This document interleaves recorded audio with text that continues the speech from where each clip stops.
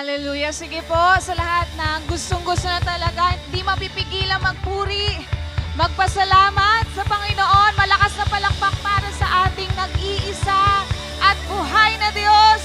Come on, church. Sama-sama po tayo magpuri sa Panginoon. Pasalamatan natin siya for the whole week at sa mga susunod pa na araw na ipagkakaloob niya sa atin. I believe, excited ka na sa araw na ito. Come on, sama-sama po tayo. Kung aking mamasdan ang kalawakan, hindi ko maunawaan ang iyong dahilan kung bakit ako'y pinili mo tinalagaan. Di ko kayang isipin, hindi ko kayang sukatin ang pag-ibig mo, Jesus, na iyong binigay sa akin. Salamat, salamat, O Jesus, sa pag-ibig mo. Walang ibang nagmahal sa akin katulad mo. Salamat, salamat, O Jesus, sa pag-ibig mo. Ako'y magsasaya sa piling mo.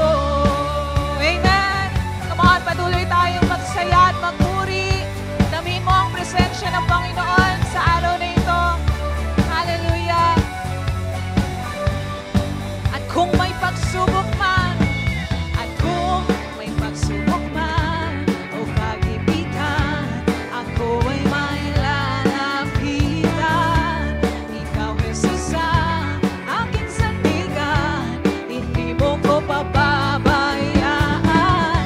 Di ko kayang isipin, hindi ko kayang sukatin ang pag-ibig mo, Jesus, na iyong binigay sa akin. Come on, sabay-sabay po tayo. Salamat, salamat, O Jesus, sa pag-ibig mo. Walang ibang nagmahal sa akin katulad mo. Salamat, salamat, O Jesus, sa pag-ibig mo. Ako'y magsasaya sa piling mo. Buhay ko na ang purihin ka. Buhay ko na sa'yo'y sumamba. Wala nang ibang nanaisin pa, kundi pasalamatan. Buhay ko na ang purihin ka. Buhay ko na ang sa'yo'y sumamba. Wala nang ibang nanaisin pa, kundi pasalamatan. Buhay ko na ang sa'yo'y sumamba. Buhay ko na ang sa'yo'y sumamba. Wala nang ibang nanaisin pa, kundi pasalamatan ka. Salamat, salamat. Come on, pasalamatan mo si Lord sapagkat napakabuti niya. Dakila ang kanyang pag-ibig. Come on, church. Purihin natin ang Panginoon. Salamat, salamat, O Jesus, sa pag-ibig mo. Ako'y magsasaya sa piling mo. Habang buhay, magpupurihan ka. Habang buhay,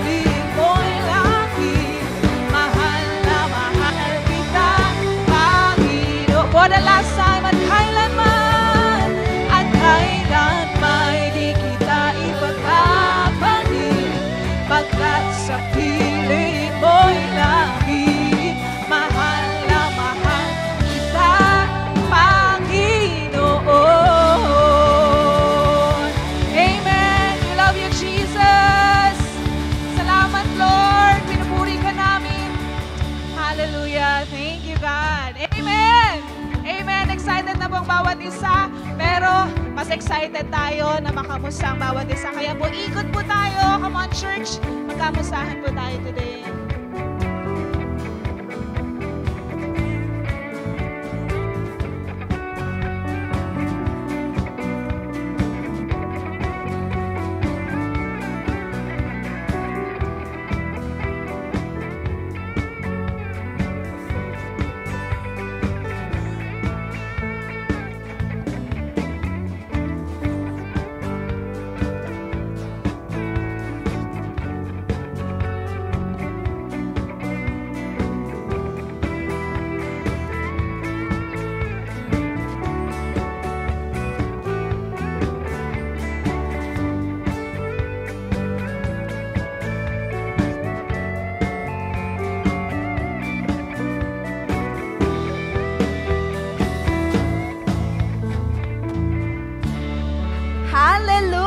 Blessed Sunday Light family.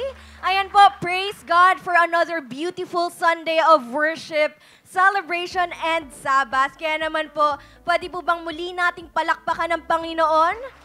I believe it is another blessing to be here. Amen po ba? Amen. Dahil po dyan, sige po, maaari na po tayong magsiupo.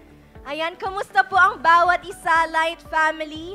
I pray that everyone is doing better than yesterday. We may have come from our different walks and ganaps this week, but moments like this reminds us that God knows exactly when we need to pause, and He meets us here. And speaking of meeting, Light family, it feels so good to see familiar faces this Sunday. Amen po ba?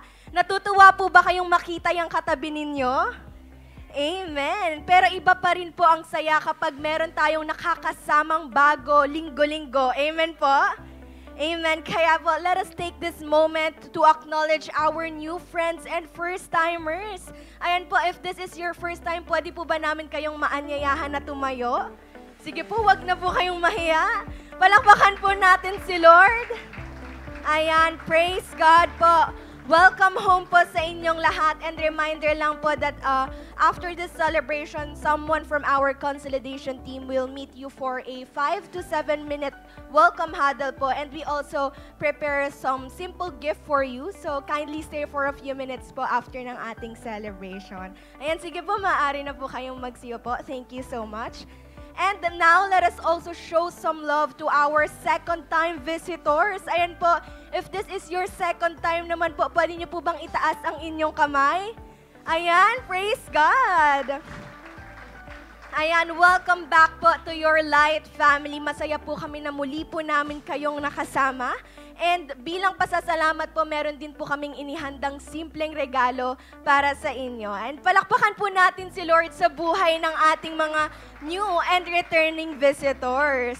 Ayan, Light family, as we dive deep into our worship and rest, let us take this moment to look at what's happening in our church family. So first up po, Light family, be excited for a journey of encounter and breakthroughs. This Light Retreat Batch 47. Palakpakan naman po natin si Lord.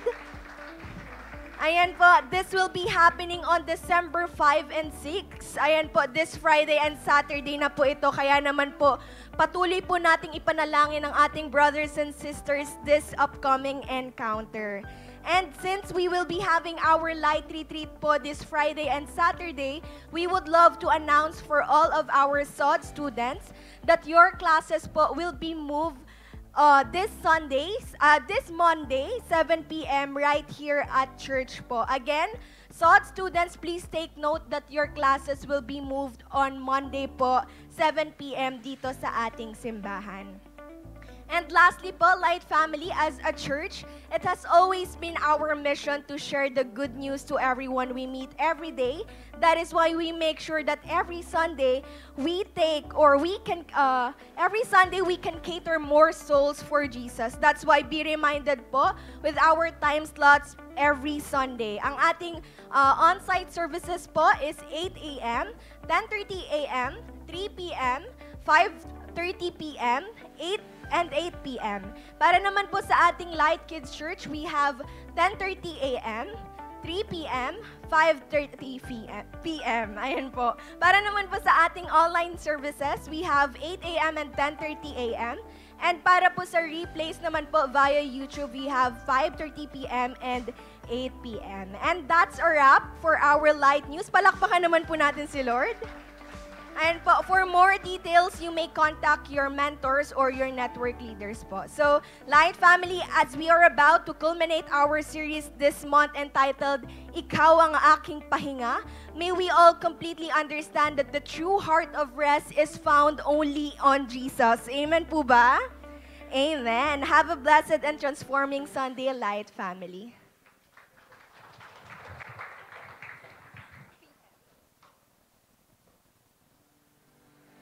Ayan, good morning po sa atin, Light Church family. And good morning din po sa ating team online. Ayan, before we start po, ayan, pwede mo bang sabihin po dyan sa katabi mo, masaya akong nandito ka. Amen. Ayan, masaya po sila. So, let me introduce myself po. Ako nga po pala si Ian Chris Campos, isa pong youth mentor, at isa rin po akong working student. At alam ko pong ready nang magbalik yung katabi mo, kaya sabihin po natin, it's giving time. Ayan. Pero may tanong lang po ako sa ating lahat. Sino po sa atin dito ang may minamahal? Yun, ayan, kinikilig na yung katabi mo. Pero pag sinabi pong pagmamahal, pwede pong sa magulang, ayan, kapatid po, kaibigan, anak o asawa. At hindi po porket usapang pagmamahal ay siya na agad yung naiisip mo. Ayan, tignan po natin katabi natin. Hindi po siya yon. Ayan, tama po ba na kapag po mahal natin ang isang tao, hindi natin iniintindi kung ano po yung meron tayo or yung matatanggap natin, kundi kung ano po yung mabibigay natin sa kanila para sa mga tao pong minamahal natin. At mapapansin po natin na dahil sa pagmamahal po, ayan, kaya po kahit na tayo po mismo ay nahihirapan, ayan, nagagawa pa rin po nating magbigay, mag-share at tumulong po sa iba. Love na naglilid po sa pagtulong ng may kagalakan. Dahil ganyan po ang tunay na love, hindi lang po puro salita, na ipapakita po ito sa gawa. Amen po ba? Amen.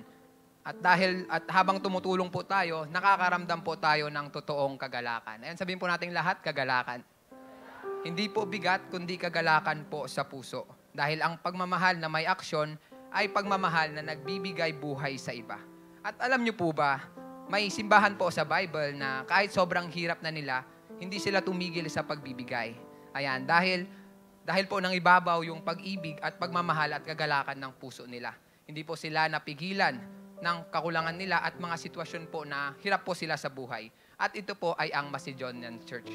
And so we will read our text po from the book of 2 Corinthians chapter 8 verses 1 to 2. Sabi po dito, "And now, brothers and sisters, we want you to know about the grace that God has given the Macedonian churches. In the midst of a very severe trial, their overflowing joy and their extreme poverty welled up in rich generosity." Ayan, sinulat po ito ni Apostle Paul para po sa mga taga-church po sa Corinthians upang hikayatin po sila na magkaroon po ng paglilikom na para po sa church ng Jerusalem nangangailangan din. At sa halip po na magbigay po ng utos si Paul sa Corinthian church, ayan, nagbigay po siya ng isang halimbawa na pwede nating tularan. Ang kanyang halimbawa po ay yung church po ng Macedonia. Dahil po ang pagbibigay po nila ay hindi po sa pilitan, kundi mula po sa pagmamahal. Kaya nagagawa nilang magbigay ng may tunay na kagalakan. Ayan, sabihin po natin ulit, kagalakan. Ayan, baka po may pinagdadaanan tayo ngayon, baka gipit din po tayo financially. And I know po, may sarili po tayong pangangailangan. Pero Light Church family, ang verse po na ito ay nabinasa natin, ay paalala po na ang pagbibigay ay hindi po nakadepende sa sitwasyon ng buhay natin. Hindi po na ito nakabase sa kung gaano po kalaki ang meron tayo, kundi nakabase po kung gaano po kalalim ang tiwala natin sa Panginoon. Hindi po ito tungkol sa kung gaano po karami yung laman po ng bulsa ng katabi mo. Ayan, pwede ba natin i-check? Joke lang po. Kundi sa kung gaano po kalawak ang laman po ng puso natin. Ayan, hawakan po natin ating puso. Kasi po, ang pusong marunong magbigay, ang pusong marunong magbigay ay pusong nakaranas ng tunay na pagmamahal at biyaya ng Diyos. At alam ko po na lahat tayo ay nakakaranas ng biyaya ng Lord. Amen po ba? Amen. Kaya po, church, kapag nagbibigay po tayo ng may pananampalataya, God will give back with favor. Sabihin po natin, favor. dahil nakikita niya ang ating puso na handang magtiwala sa Kanya. Kaya naman po, alam niyo po ba, na gaya po ng Macedonian Church, naranasan ko rin po ang biyaya ng Diyos sa buhay ko. Ayan, isa po akong working student. May mga bills po kasi po nagdo-dorm lang din po ako sa Olongapo. Sa San Antonio po ako nakatira. May mga gastusin po, ayan, pang araw-araw po na pagkain. Yan, may sarili rin pong pangangailangan din. Pero kahit na may mga hamon po ako sa buhay, ayan, hindi po yon naging dahilan para tumigil po ako sa pagbibigay. Sa tulong po at biyaya ng Panginoon, nagagawa ko pa rin pong tumulong ng may kagalakan at nag-i-invest po sa Kanyang kaharian. Hindi po dahil magaling ako, kundi dahil sapat po ang Diyos para sa akin. Ayan, palakpakan po natin si Lord. Ayan, sa pagbabalik ko po, nakita ko po kung paano po ang kumilos si Lord sa bawat aspeto ng buhay ko. As I reflect po, naalala ko po nung nag-enroll po ako ng first year college. At the same time po, nag-a-apply din po ako ng work ko po sa McDo. Pero by the grace of God po, ngayon po, ayan, fourth year na po ako. Ayan, palakpakan po natin si Lord. At konti na lang po, ay makakagraduate na rin po. And still, may work pa rin po ako hanggang ngayon. And this year po, ayan, pinromote po ako ni Lord sa work ko po bilang isang crew trainer. Ayan, palakpakan po natin si Lord. And glory to God po. And dito po, nai-stretch po at nai-enhance po yung leadership po. At alam ko pong magagamit ko po ito sa kingdom ni Lord. And hindi po ako pinabayahan ni Lord spiritually. Ayan, this year din po nakapag-aral at nakagraduate po ako ng School of Discipleship 3. Ayan, palakpakan po natin si Lord. At nagpapatuloy pa rin po sa disciple at pagpapadisciple. At sa sobrang busy po ng pagiging working student, ayan, binigyan niya po akong pagkakataon at privileges para makapag-serve sa kingdom niya. Ngayon po, ginagamit po ako ni Lord sa worship team as a drummer po. Ayan, palakpakan po natin si Lord. Ayan, patuloy rin po ako natututo sa pagdadrums, pero sobra po akong natutuwa dahil habang nagsiserve po ako sa Panginoon, nagagawa ko rin po yung passion ko. Amen. Ayan, palakpakan po natin si Lord. At alam ko po na ang lahat ng ito ay hindi ko magagawa po ng sarili ko lang. And naniniwala po ako na lahat po yan ay connected po sa aking pagbabalik kay Lord.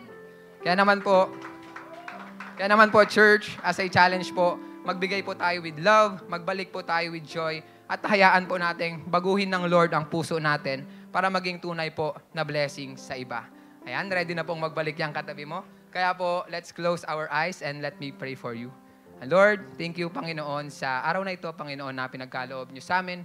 Lord, thank you, Panginoon, for this opportunity, Panginoon, and privilege para makapagbalik sa inyo, O God. Lord, dalangin ko po sa mga magbabalik, Panginoon, at naibalik niyo po, Panginoon, sa kanila ang mga blessings, Panginoon, ng nakarapat-dapat, Panginoon, sa kanilang mga buhay, O God. Lord, nawa po ay magamit, Panginoon, sa kingdom mo, itong mga babalik namin sa iyo, Panginoon. Lord, maraming salamat. In Jesus' name we pray. Amen. Yan, kaya naman po, let's give. May mga ushers po dyan sa paligid na pwede po nating ibigay ang ating tithes and offering. And if you prefer to give online, meron po tayong bank transfer and e-wallet na naka-flash po sa ating screen. At alam ko po na hindi pa po tapos si Lord, magkaroon po tayo ng expectant na puso at enjoy the rest of the celebration. Maraming salamat po.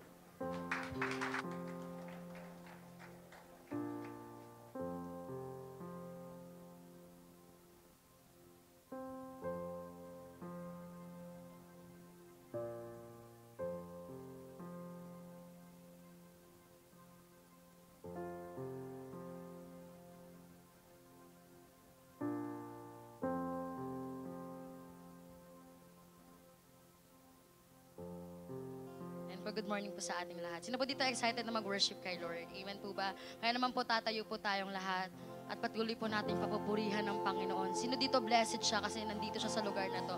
I believe hindi po aksidente na nandito ka ngayon dahil may gagawin si Lord sa buhay mo ngayon. Amen. Pwede po ba ipikit natin yung mga mata natin and just feel the presence of God, His love for you.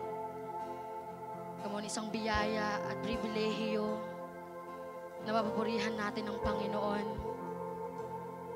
Gusto mo itaas yung mga kamay mo, come on, just do it for Him. Kasi isa lang ang audience natin dito, and that is Jesus Christ. Siya ang sasambahin natin. Thank you, Jesus. Lord, we worship your name, God. For you are good, Lord. Lord, mabuti ka, Panginoon, sa buhay namin. Lord, salamat sa buhay na pinagkaloob mo, Panginoon. so that we can be here, God. Thank you, Jesus. Thank you, Jesus. Kamang pasalamatan mo ang Panginoon.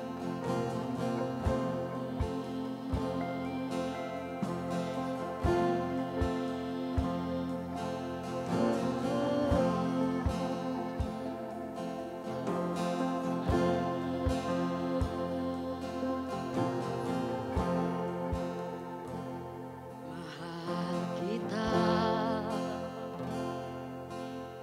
walang hanggan ang iyong biyaya. Buong buhay ko, hawak mo sa iyong kamay. Mula sa aking pagmulat hanggang sa pag-ibig, aawitin ko ang kabutihan ng Diyos. Ika'y tapat sa habang buhay. Ika'y mabuti magpagkailanman. Hangga't ako ay nabubuhay, aawitin ko ang kabutihan ng Diyos. Ang tinig mo, siyang gabay sa kasakitan, at nariyan ka sa gitna ng kadiliman. Ika'y aking kaibigan, o Diyos aking Ama. At ako'y buhay sa kabutihan ng Diyos. Ika'y tapat sa habang buhay.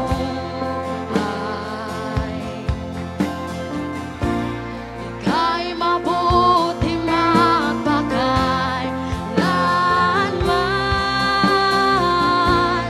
Hangga't ako ay nabubuhay,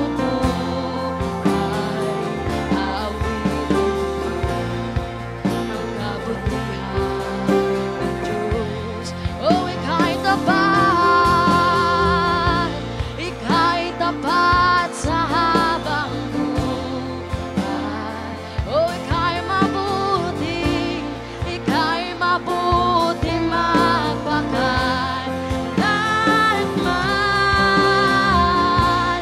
Hangga't ako ay nabubuhay, aawitin ko ang kabutihan ng Diyos. Kailanman di nagbabago, ang kabutihan mo. Kailanman di magbabago ang kabutihan mo. Buong buhay ay iaalay ko, lahat para sa'yo. Kailanman di magbabago ang kabutihan mo. Kailanman di magbabago ang kabutihan mo. Kailanman di magbabago ang kabutihan mo. Buong buhay ay iaalay ko, lahat para sa'yo. Kailanman di magbabago ang kabutihan mo.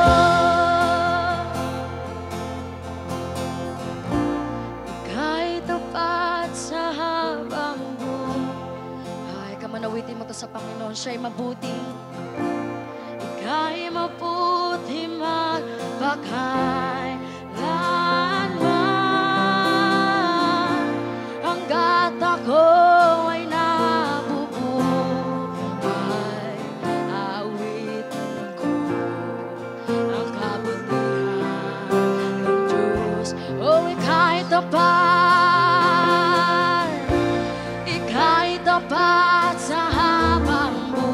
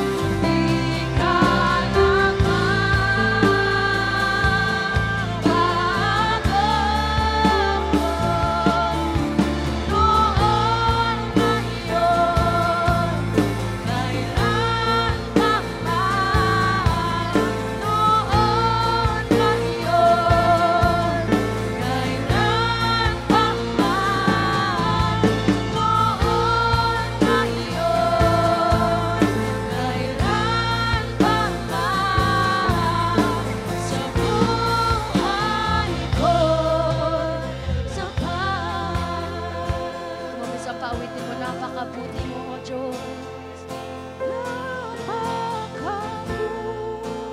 Yes, God. Yes, Lord. You are good. Mabuti ka, O Diyos.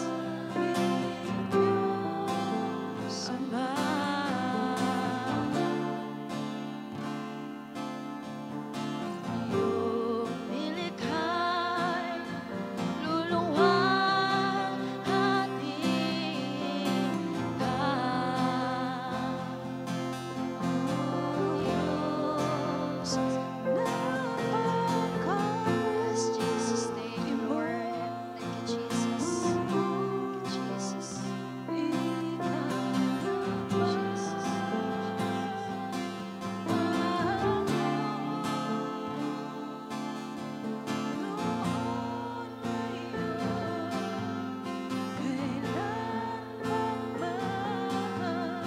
Sa buhay ko'y sapat. Yes, God. Lord, truly, Panginoon, you are good, God. Napakabuti mo, Panginoon, sa buhay namin. Lord, ikaw ang aming kasapatan, kagalakan, O Diyos. Kaya, O Diyos, pinasasalamat namin, Panginoon, for this privilege, God, to worship and honor your name, God, in this place. Kaya naman, O Diyos, sa iyo po lahat ng papuri at pagsamba at lahat po ay magsasabi ng malakas na Amen. To deliver the Word of God, let's welcome Pastor Alvin Madronio. Alright, pwede ba natin palakpakan si Lord? Come on, yung malakas sa palakpak, malakas sa papuri sa Panginoon. Hallelujah. So good morning. Sabi sa katabi mo, good morning partner. Sabi mo, excited ako para sa iyo. Amen. Sige po, makakaupo po ang bawat isa sa atin. Hallelujah. Ang sarap magpuri kay Lord. Amen po ba? Sabi mo sa katabi mo, ang ganda pala ng boses mo. Sabi mo, joke lang. Amen. Sabi mo sa soprano pala yung katabi mo, no? Amen po ba? Ngayon mo lang narinig, ang ganda-ganda pala ng boss. Sabi niya, inaabot niya talaga, tinignan mo yung utak niya, lumalabas na, sumasabog, nakakaabot. Inahabol niya yung boses ni Mods, ang taas-taas ng boses ni Mods sa kanya, Ate Divine. Okay, key of H yung mga yan eh. Okay, wala naman pong H. Okay? So, ang sarap mag-worship kay Lord. Amen po ba?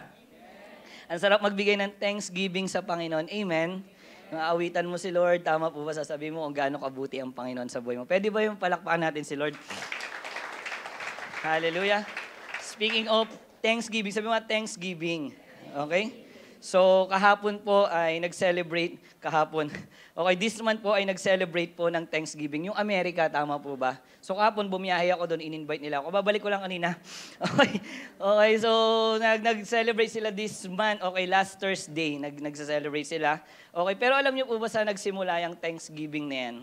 So, nagsimula po yan sa mga pilgrim or ibig sabihin mga malalakbay nung panahon ng 1621. Grabe, no? Tingnan mo yung katabi, buhay na ba siya nun? Okay? So, noong 1621 po, may mga pilgrim na mga Christian. Okay, mga English Christian po sila.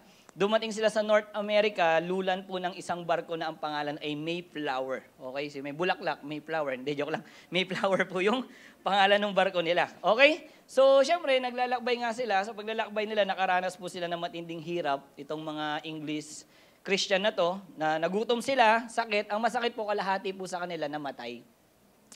Okay, namatay sa grupo nila. So ngayon, pagdating nila sa isang lugar, tinulungan sila ng mga nakatira doon. Ang pangalan ay, ang tawag sa kanila ay mga Wampanoag. Wampanoag. Yun yung, okay? Mga Native Americans naman to mga to. Yun yung tawag sa kanila, mga Native Americans. Wampanoag. So, ang ginawa sa kanila, tinuruan sila magtanim ng mais. Okay? Tinuruan sila at mabuhay sa lupaing ibinigay sa kanila. O, ito, lupain. Okay, taniman ninyo ng mga kain ninyo kasi nasanay kayo kasi nagutom kayo, di ba? Taniman ninyo. Okay, so ngayon, matapos nung pagtatanim nila, nagtagumpay naman sila, umani sila. Okay, napakaraming mais ang inani nila. Okay? Nagdaos sila ng 3 araw na piyesta. Popcorn piyesta. Hindi, joke lang. Nag-guess nyo ba yan? Kasi mais, di ba? Okay? So, nagdaos sila ng piyesta. Okay? Kasi nga, umani sila ng pagkarami-rami. Okay, 3 days silang nagpe-piyesta. Okay, kasama ng mga nagturo sa kanila ng mga Wampanoag. Okay? So, pero ginawa nila yung piyesta na yun, yung Thanksgiving, pinasalamatan nila yung Panginoon. First of all, sa provision ni Lord sa buhay nila. Kasi nga alam nila na naghirap sila, tama po ba? Thank you sila kay Lord, thank you sa provision mo, and also thank you Lord sa protection mo. So ngayon, ito yung kinilala nilang first Thanksgiving. Sabi mo nga, Thanksgiving. Okay? So pero noon, hindi pa to sineselebrate yearly. Okay, hindi pa siya sineselebrate yearly. Until si President Abraham Lincoln, okay, na nagdeklara ng Thanksgiving at national holiday na, yung favorite yan ng katabi mo, holiday. Okay? To celebrate every last Thursday ng November. Okay? Kaya nga, okay, kaya ang layunin po nito ay para pagkaisahin ang bansa. Okay, pagkaisahin ang bansa at ikayatin na pasalamatan ang Panginoon sa gitna ng aguluhan na pinagdaanan nila. Nakuha niyo, may mga pinagdaanan silang aguluhan, anumang aguluhan, anumang paghihirap, pero every last Thursday ng November, magsa-celebrate sila ng Thanksgiving para pasalamatan pa rin nila ang Panginoon. Amen po ba? Kaya dumating yung time noong 1941, ginawa na tong batas sa US Congress na ang Thanksgiving ay gaganapin na nila every fourth Thursday ng November. Nakuha niyo po? Nandiyan po ba kayo? Okay, so speaking of Thanksgiving, sabi mo nga Thanksgiving, may kinalaman po dyan ang pag-uusapan natin sa ating culmination series na Ikaw ang Aking Pahinga. Okay? So, kaya nga po bubuksan natin ang Bible natin in the book of Colossians, chapter 3, verse 15 to 17. Sige, tatayo tayo, babasahin po natin. Okay? Sa MBB. Okay? Magandang Balita Biblia. 1, 2, 3, go.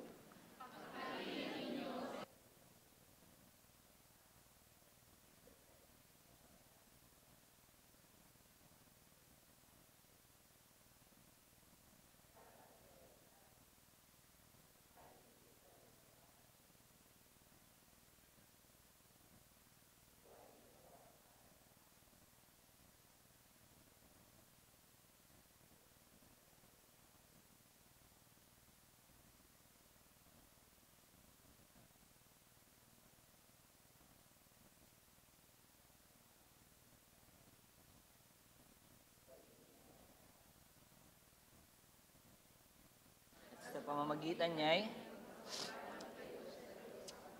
hallelujah. Sige, let's pray. Panalangin tayo. God, pagpalain mo po yung salita mo.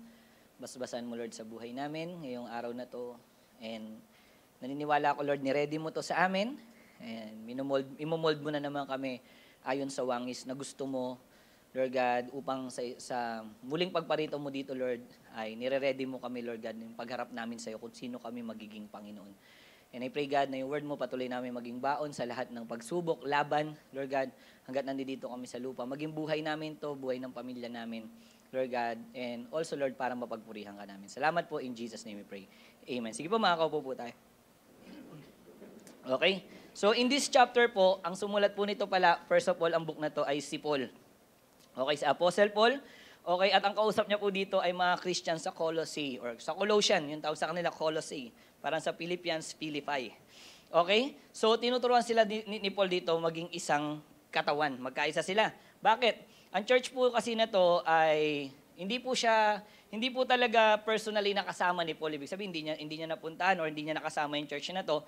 Okay? Pero kahit hindi niya nakasama to, nakakarinig si Paul ng mga good report and also, syempre, bad report.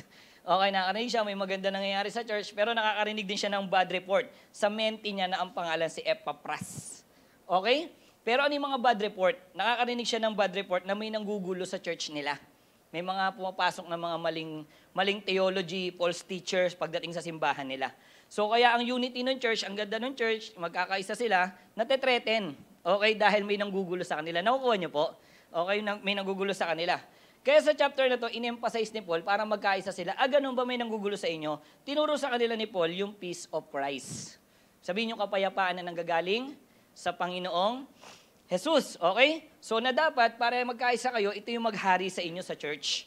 Para hindi sila magulo o matrete ng anumang pumasok sa kanila na maling katuruan. Are you okay? Nagigets niyo po ako? Okay? So, at alam niyo po, at kapag naghari sa kanila yung peace ni Lord o yung kapayapaan ng Panginoon, so syempre, naghari na sa kanila, maglilid naman ito sa pagpapasalamat nila sa Diyos. Nakuha niyo po, yung peace ni Lord, dalawa yun eh. Unang-una, na-unite na sila.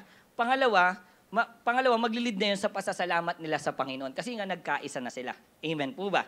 Amen. That's why po, ang title po ng pag-uusapan natin ay walang iba is Thanksgiving, the Rest in God's Peace. Pwede ba natin palakpakan ang Panginoon? Amen? So, but the question is, ito po yung tanong, what kind of Thanksgiving? bring rest in God's peace to the church. Okay? So anong klase ng pasasalamat ang magbibigay ng kapayapaan at kapahingan sa simbahan or sa bawat isa sa atin dito? Anong klase ng thanksgiving? Okay, ng pasasalamat. First of all, thanksgiving, number 1, that makes us one body in Christ. Okay, thanksgiving that make us one body in Christ. Sabi sa verse 15 po, paghariin ninyo sa inyong puso ang kapayapaang kaloob ni Kristo, sapagkat yan ang dahilan kung bakit kayo tinawag sa iisang katawan. Sabi doon, magpasalamat kayong lagi. Okay? Alam niyo po kasi, one body, sabi mo nga, one body. Okay? Ang mga taga-Colossae po kasi, mga taga-Colossians po, binubuo sila ng iba't ibang lahi. Sa panahon nila, sa church nila, may Jew, may Gentile, may slave, may free, may mga intelligence. Ganun sa church na meron sila. Ibig sabihin, iba-ibang lahi talaga.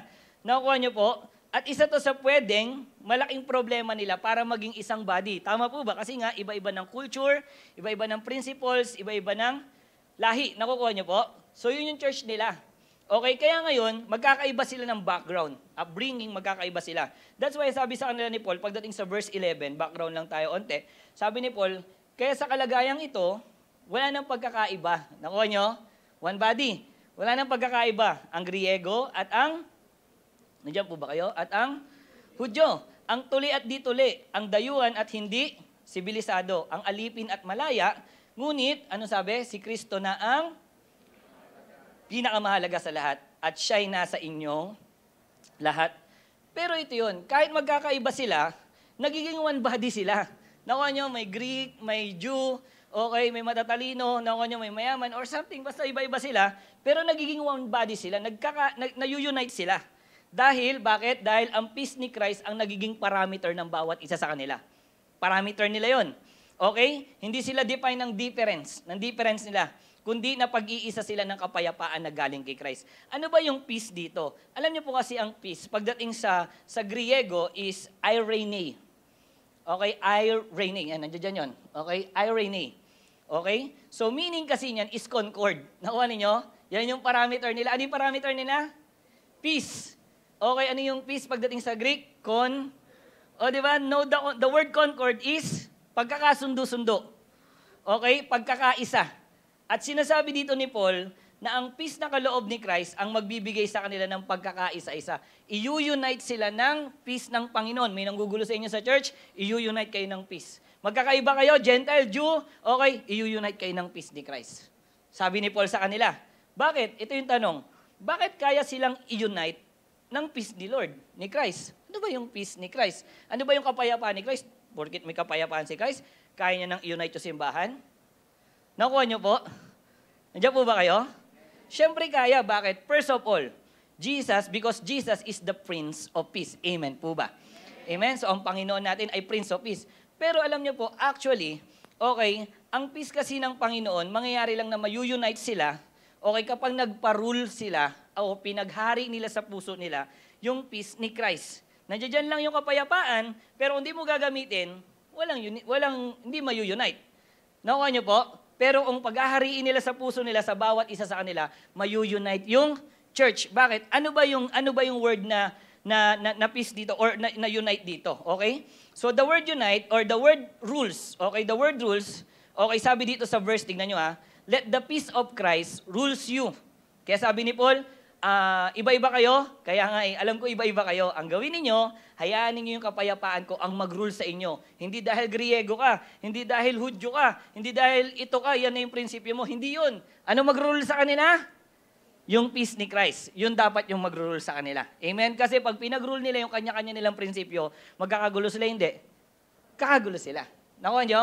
And the word rule po dito, tingnan nyo, ang ganda niya. The word rule or pagharian in Greek is brabeueto. Okay? Rule na lang. Okay? Okay? The word rule in Greek is brabeuteo, meaning, gando, to act as a judge, umpire, to decide, or to control. Alam niyo po yung word na umpire? Di ba yung umpire, meaning sila yung mga referee?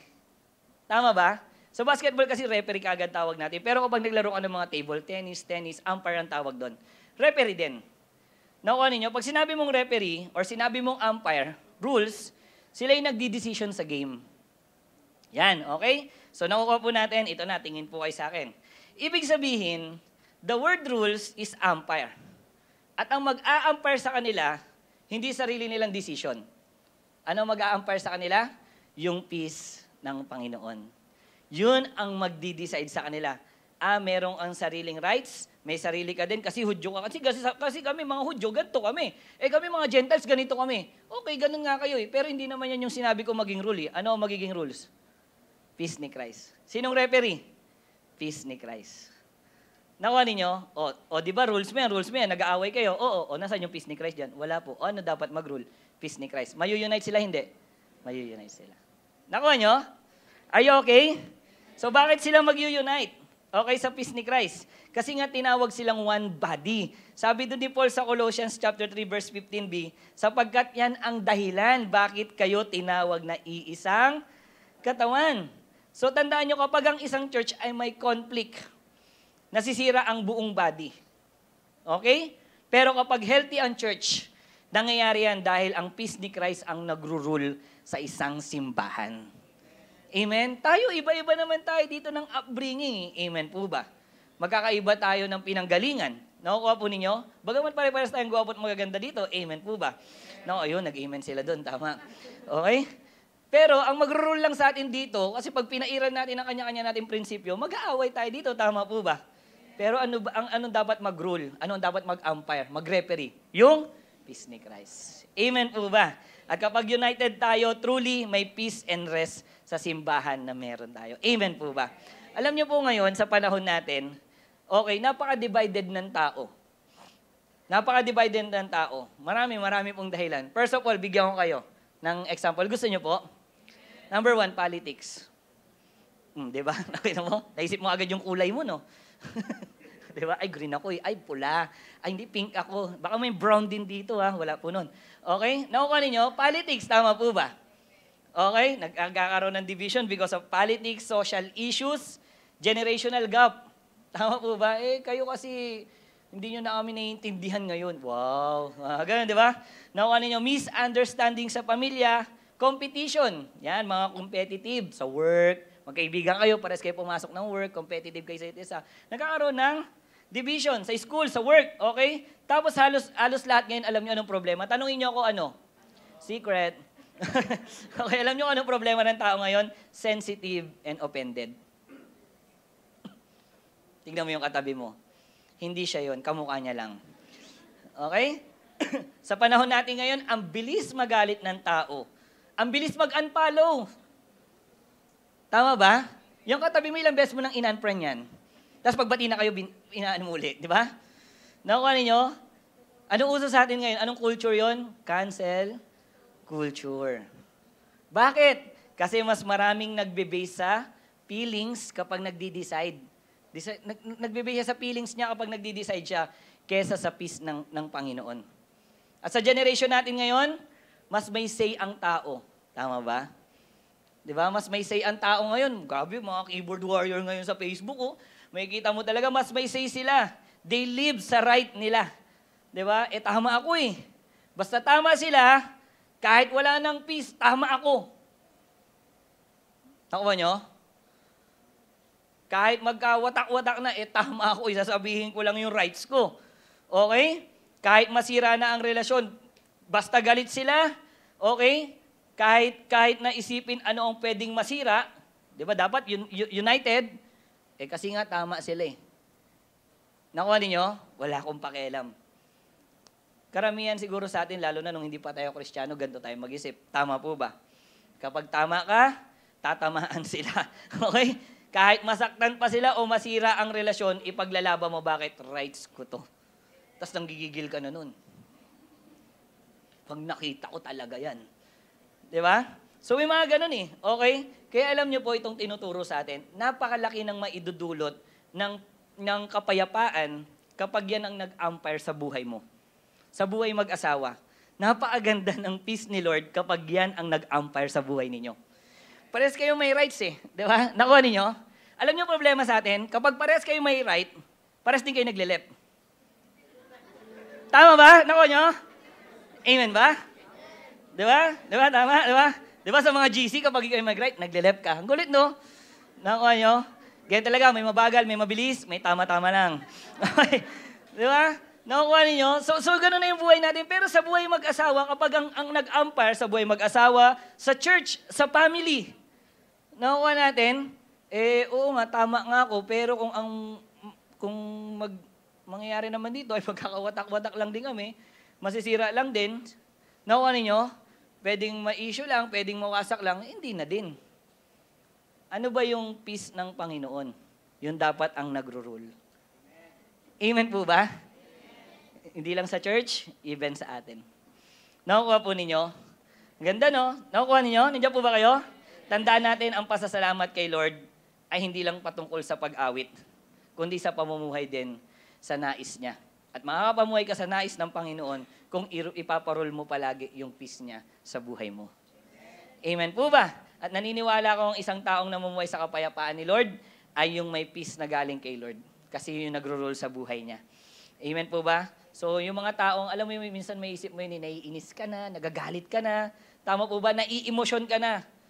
Pero naisip mo lang, Kristiyano na pala ako. Nakita niyo ba yun sa Facebook? Diba? Kristiyano na pero nanggigigil ka na. Okay? So, nakuha niyo, imbis na magbunga dapat ng pagkawasak, pero ano nangyari? Bakit? Pinaghari mo, nirule mo yung peace ng Panginoon sa'yo. Ano nangyari? Imbis na may emosyon, yung peace ni Lord ang nag-rule, naging maayos ang lahat. So dahil naging maayos ang lahat, nagdulot ba ng rest? Yes. Kung patulan mo, bukas mag-aaway uli kayo. Isang araw mag-aaway kayo, nagkademandahan pa. May rest ba? Rest back meron, pero rest wala. Nakuha nyo? Amen po ba? Amen? Pero kapag pinairal mo yung pinag-rule mo sa'yo yung peace ng Panginoon, sige, patawarin ko na nga lang, yun yung gusto ng Panginoon. Magkakaroon talaga ng rest sa buhay natin. Amen po ba? Amen? At isa sa best na thanksgiving kay Lord ay ang mamuhay na may kapayapaan na bigay niya sa bawat isa sa atin. Pwede ba natin palakpakan si Lord? Amen? So number 1, what kind of thanksgiving bring rest in God's peace to the church? Number 1, thanksgiving that make us one body in Christ. Kakaisa because of peace. Kasi nga, pinag-rule ninyo yung kapayapaan. Yung concord. Okay? Number 2, thanksgiving in God's message and worship. Sabi sa verse 16. Okay? Ang salita ni Kristo, hayaan ninyong lubusang manatili sa inyong puso. Turuan ninyo at paalalahanan ng isa't isa na may buong karunungan. Buong puso kayong umawit ng mga salmo, mga himno, at mga awiting espiritual na may pasasalamat sa Diyos. So the question is, paano nila pasasalamatan ang Diyos sa pamamagitan ng word ni Lord at pagpupuri sa Kanya? Paano nila mabibigyan ng thanksgiving si Lord pagdating sa word niya at pagdating sa pagpupuri sa Kanya? Number 1, letter A, by living according to the word of God and share it as well. Diyan nila mapapasalamatan si Lord sa paglakad at pamumuhay saan?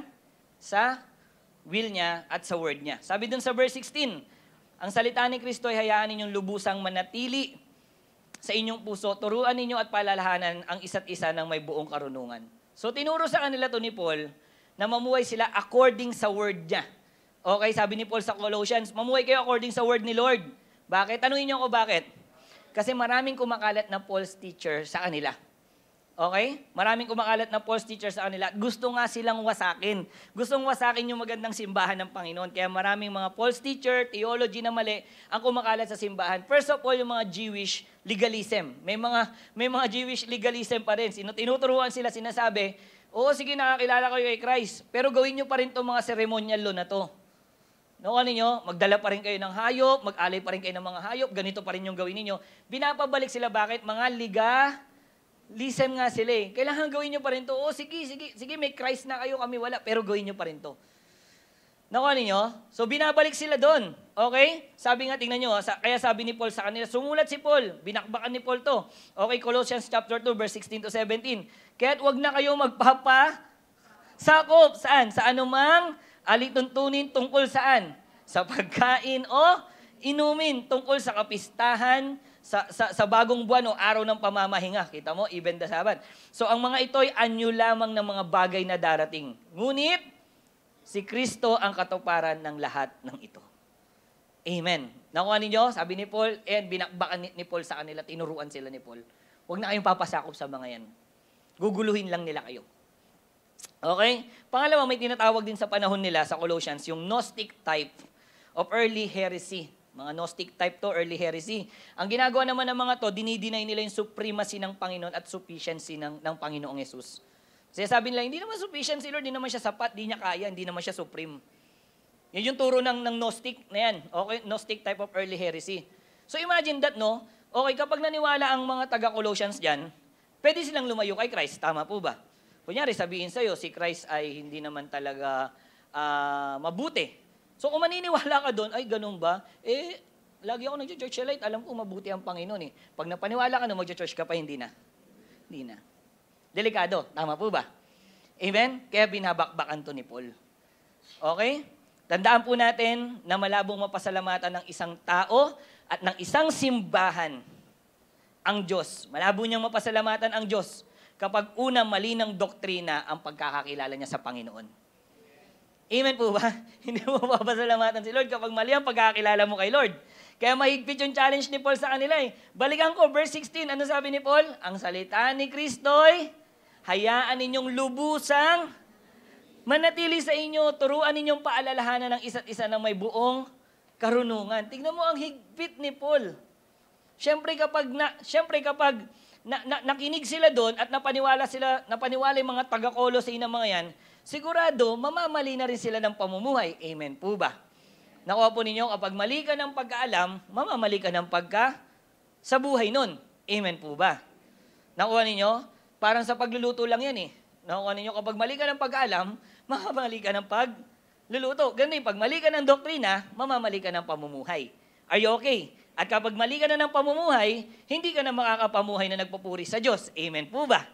Nakuha ninyo, kaya nga ang word ni Paul sa kanila is, sabi dito, para makapamuhay sila na napupuri ang Diyos sa buhay nila. Sabi ni Paul sa mga taga-Colossians, gusto niyo mapuri si Lord sa buhay ninyo?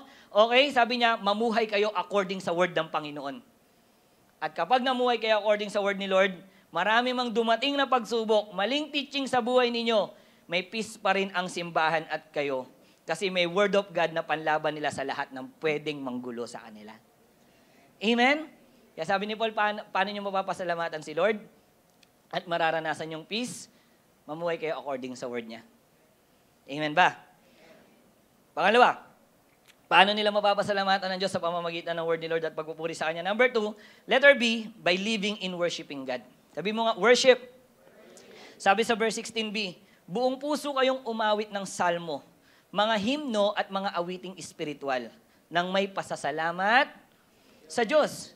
Kaya pala, tignan mo tingin po kayo sa akin nung inaaral ko to, kaya pala ang unang tinuro ni Paul sa kanila, bago sila mag-worship, pangalawa na po to, di ba? Amen po ba? Pangalawa, worship.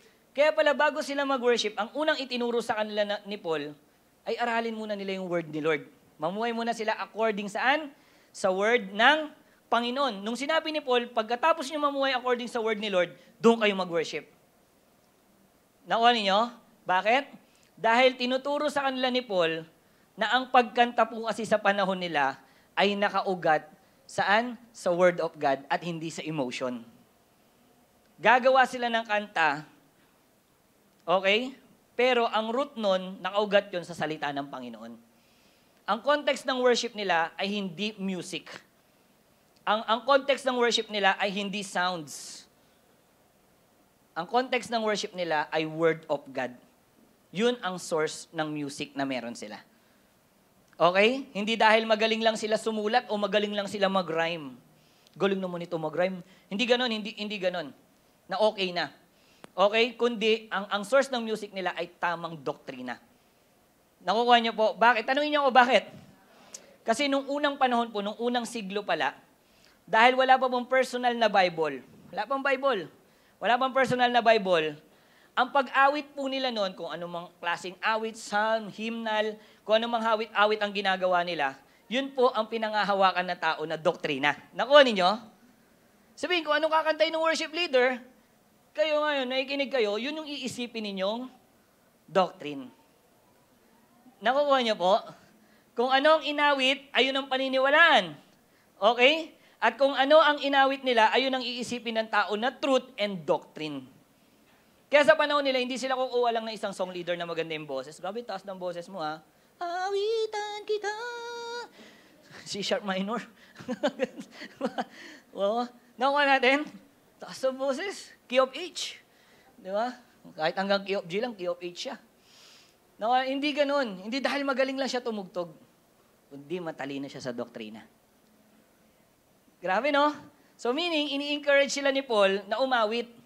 Okay? Ayun ay dahil para maalala nila ang katotohanan patungkol sa Diyos. Kaya nung sinabi ni Paul sa kanila, may nanggugulo sa inyo, sabi niya, kantahan niyo si Lord. Di ba parang, ang ano na, di ba?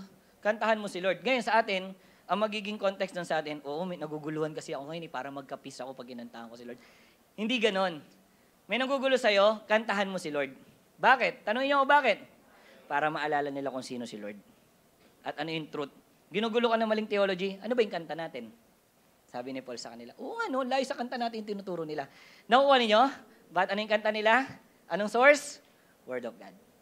Sabi ko, kung makanta sila, binabalik sila nung kanta nila sa tamang doktrina. Amen po ba? Nagigets niyo po ako?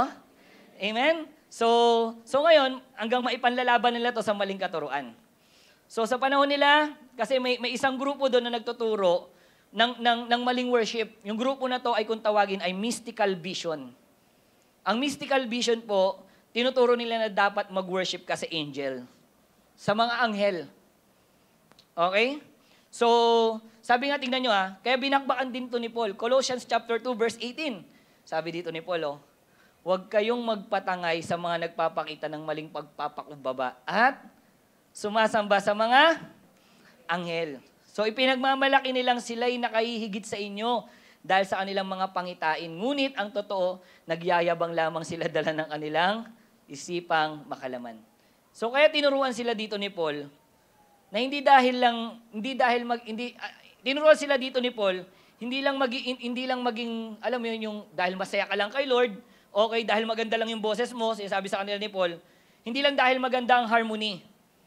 Tinuturuan sila ni Paul dito pagdating sa worship, dahil tama yung lyrics at tama yung doktrina na meron sila. Sabi ni Paul, walang kwenta sa panahon nila ang ganda ng bagsakan, ng music. Walang kwenta sa kanila ang ganda ng mga sound system, kung mali naman ang doktrina. Nakuha po ninyo? Meaning, double ang purpose na pinapagawa ni Paul sa kanila sa pagbibigay nila ng thanksgiving kay Lord. Nagbibigay sila ng thanksgiving kay Lord sa pamamagitan ng awit. Una, ganito yan, para maalala nila kung sino si Lord. Okay, habang umawit sila kay Lord, naalala nila kung sino si Lord. At ano ang tamang doktrina ng Panginoon. Amen po ba? Nandiyan po ba kayo? Pangalawa, okay, nakakapagbigay sila ng magandang awit kay Lord na may tama na rin na doktrina. Grabe no, una naalala na nila kung sino si Lord, nakagawa pa sila. Pangalawa, nakagawa sila ng tamang awit na may tamang doktrina. Hindi nalulugod si Lord sa magandang boses lang. Ganda yun kung maganda boses mo. Okay? Pero kung mali rin yung doktrina, okay, wala din. Amen po ba? Grabe worship sa kanila, no?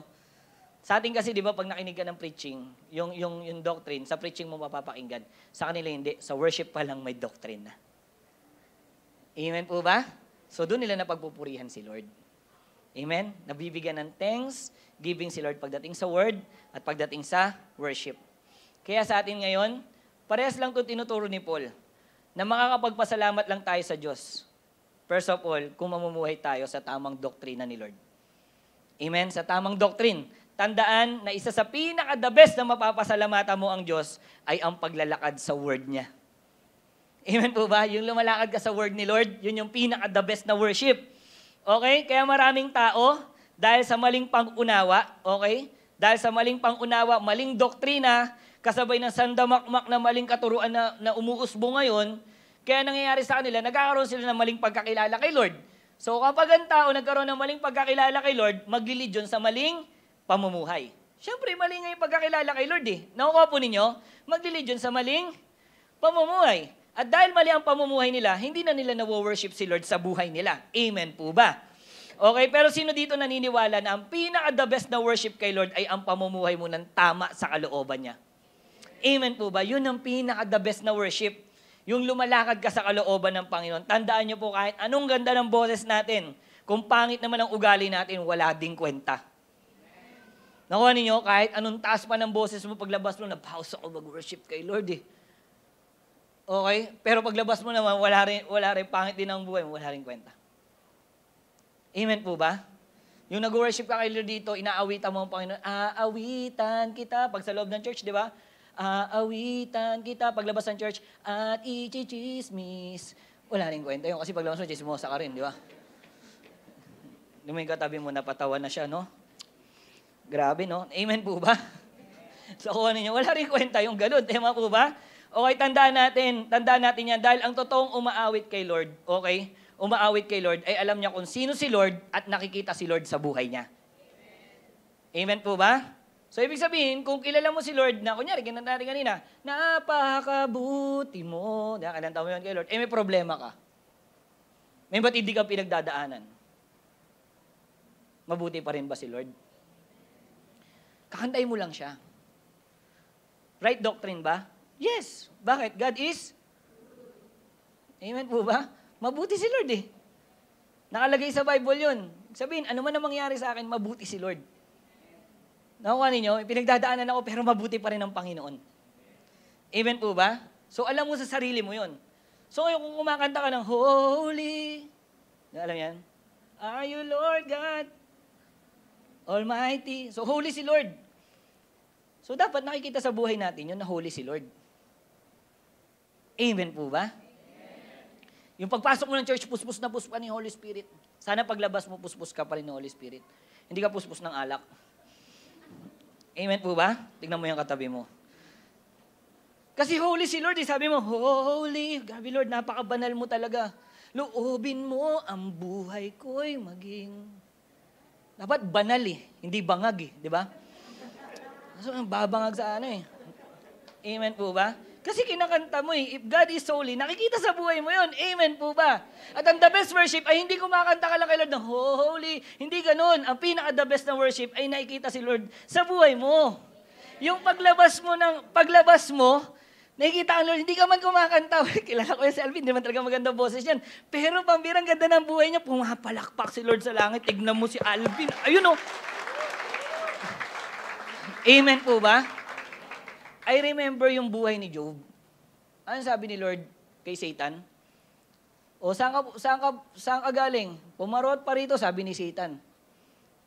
Sabi ni Lord sa kanya, nakita mo yung anak kong si Job. Paano kaya kung gano'n, Tanungin uli ni Lord si Satan. Saan ka galing? Pumarot pa rito. Nakita mo ba yung mga anak ko sa light? Oo, yung isa nakita ko. Nagtatago. Ano ba? Oo, nakita ko yung isa. Hindi. 10 demonyo nga pinadala ko, pinatumbay. Pagpupurihan ka nung isang yun. Nakuha nyo? Sana ganun. Kasi ang pinaka-the best na worship kay Lord ay yung buhay natin. Pumapalakpak si Lord dun. Amen? And last, tandaan nyo po, hindi lang naman sa worship or sa pag-awit natin pupurihan si Lord. Even sa lahat ng meron tayo. Sa buhay natin, emotional, spiritual, and even financial natin. Amen po ba? Sa lahat, pagpurihan natin, lalo-lalo na mag-January na naman. Di ba? Our first fruit, every week or every month, our tithes, offering, regalo ko sa birthday ng church ko. Tandaan po natin na part ng pagpupuri natin kay Lord ay ang pagbabalik at pagbibigay natin ng giving natin sa Panginoon. Amen po ba? Amen? Pwede ba natin palakpakan si Lord? Hallelujah. So, kaya nga, what kind of thanksgiving bring rest in God's peace to the church? Number 1, thanksgiving that make us one, body in Christ. Number 2, thanksgiving in God's message and worship. And number 3 po, last na po ito, thanksgiving in all that we do in the name of Jesus. Okay, lahat daw, okay, gagawin natin ay dahil sa pangalan ng Panginoong Jesus. Sabi sa verse 17, at ano man ang inyong gawin o sasabihin, gawin ninyong lahat sa pangalan ng Panginoong Jesus. Lahat ng gagawin, do it sa pangalan ng Panginoong Jesus, in the name of Jesus.